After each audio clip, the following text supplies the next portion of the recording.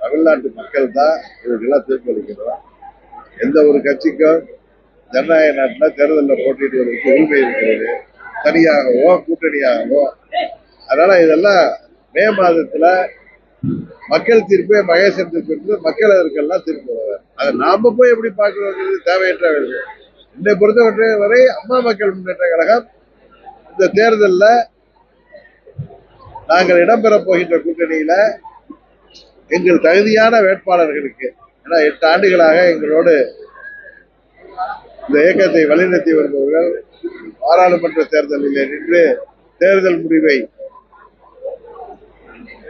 காரணமானவர்கள். இப்ப சட்டமன்ற தேர்தலில் கூட காரைக்குடியில தம்பி தேர்போகி பாண்டி கிட்டத்தட்ட 45,000 வாக்குகளை அளித்தார்.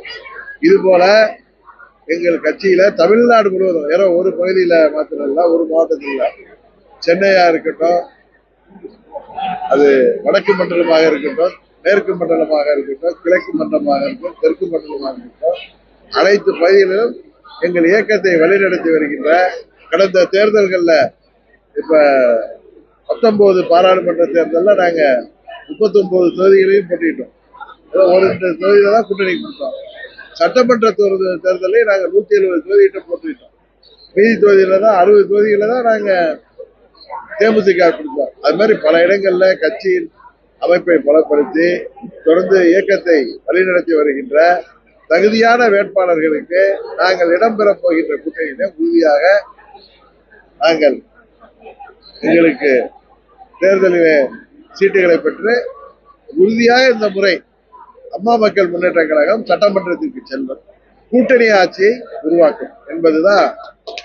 அதற்காகத்தான் நாங்கள் பயணிக்கிறோம்.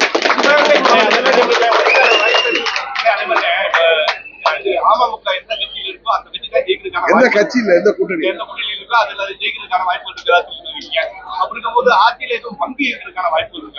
சொன்னேன், அமமுக இடம்பெறுகின்ற கூட்டணி தான் வெற்றி பெறும், கூட்டணி ஆட்சி அமையும்.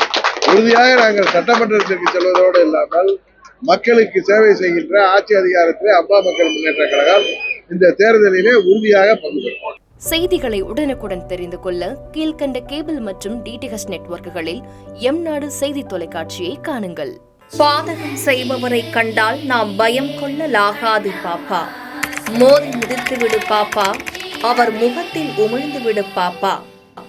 அண்மை செய்திகளை உடனுக்குடன் தெரிந்து கொள்ள இணைந்திருங்கள் எம்நாடு தொலைக்காட்சியுடன்.